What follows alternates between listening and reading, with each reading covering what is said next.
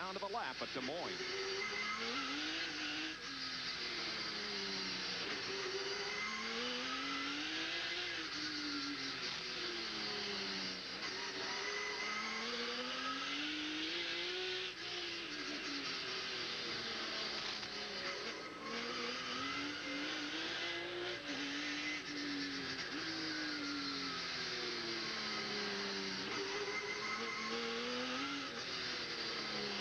Here's a foot cam as we watch him on and off the accelerator and on and off the brake. You notice he's shifting now when he lets off the accelerator, but doesn't use the clutch to do so. Use the clutch on downshift, but not on upshift. You see that bar with the Oldsmobile, that's the stern shaft. Got a little extra pad on the outside of his left foot there, just raise up and hit up against the sidewall. Protect a little bit from the heat there.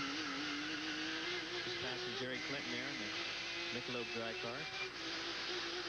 So Irv Hare in 5th position, 2 laps down to the rest of the field as we are live in Des Moines, Iowa with 10 more laps to go for Tommy Kendall in 01. And despite the damage on the right front of that car, he appears to be not hurt by it. Fortunately, a little guy tear up the car. I was a little worried there. It may have caused a puncture front or something, perhaps in the left front there, but excuse me, the right front. But everything seems to be fine. Boy, just you know, a little bit of body work rubbing on the tire could cause for some real problems. But it appears as if Tommy is okay. Second place car, meanwhile, is his teammate Chris Neifel, but about 25 seconds behind the leader. Neifel has been running in second spot for most of the race. ICI Beretta has been tough all day long. Almost flawless except for Scott Sharp. These are the V6s, of course, in the Chevy Berettas. And there's the third place car, Darren Brassfield in the Oldsmobile. Brassfield will register another top 10 finish if things continue to go the way they are right now.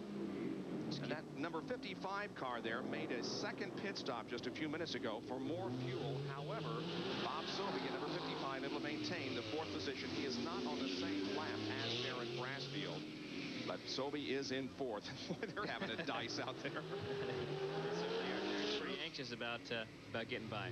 Sobey lets him by. Been a good race for Bob Sobey. And a good race also for Darren Brassfield.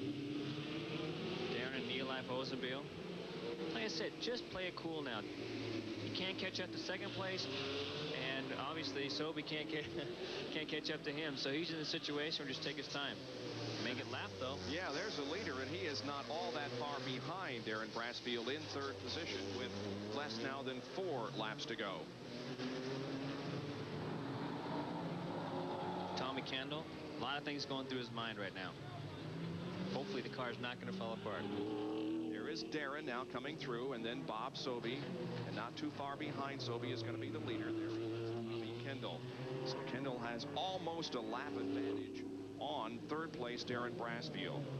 Now, if Tommy should continue the lead and win this race, it'll be the 93rd victory for Chevy and the 3rd for Beretta. And it will tighten up the manufacturer standings just a little bit because Oldsmobile came into this race with the lead in the manufacturer standings, but Chevy is going to score some more if Tommy can hold on to the advantage here. Oldsmobile running very strong, especially with Paul Giamalozi's team. Chevrolet working their way back up. They had been bit with some pretty bad luck, as well as the Ford team, I should add. So now they're working their way back towards the top. Right front of that car's Dragon is creating some sparks on the rough racing surface here in Des Moines. You know, they call Iowa the smart state because it has the highest literacy rate in the country.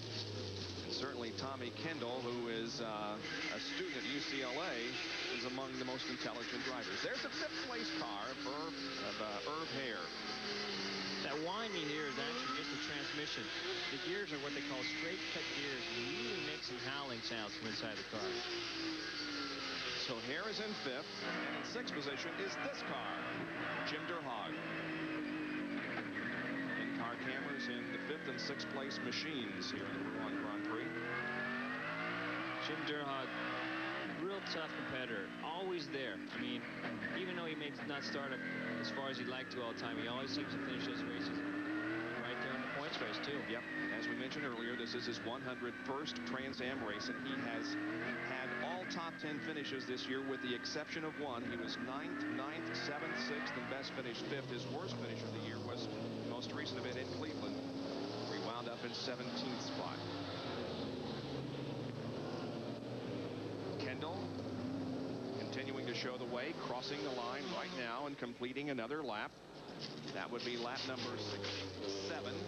There are less than 2 laps to go now, and Bob Sobey is back in the pits. Boy, I tell you, you got to give this guy credit. This is his 3rd stop for fuel, but he is still maintaining 4th position. Must be having some sort of pickup problem with the fuel line. Yeah, they must have to keep a certain amount of fuel in it so that it'll pick up.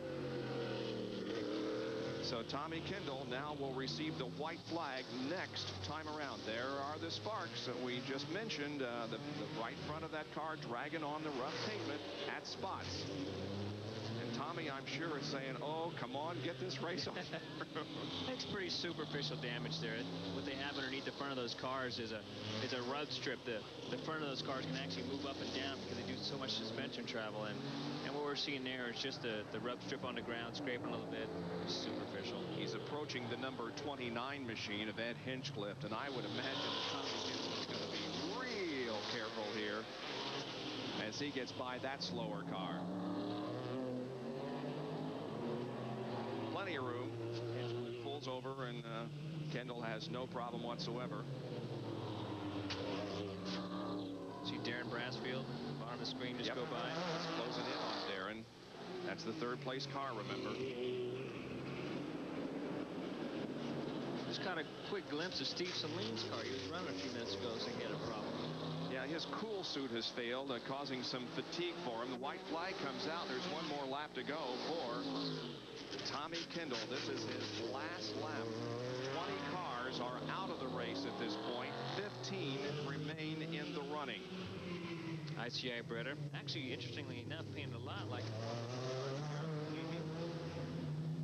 Second place is Chris Neifel. There he is in number 3. He's no threat to Kendall at all. There is a considerable interval between 1st and 2nd position, but it is going to be a sweep for the ICI Berettas.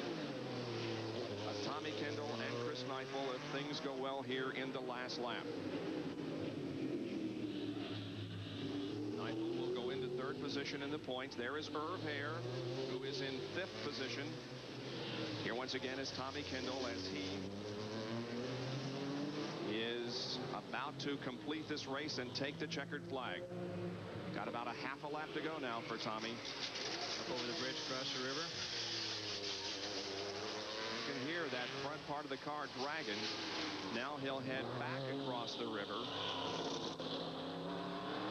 Don't forget, that golf is coming up right after our broadcast here, which will be concluding in just a few moments. You really see how bumpy that track is. That car running up and down. Headed for turn number 12 now is Tom Kendall.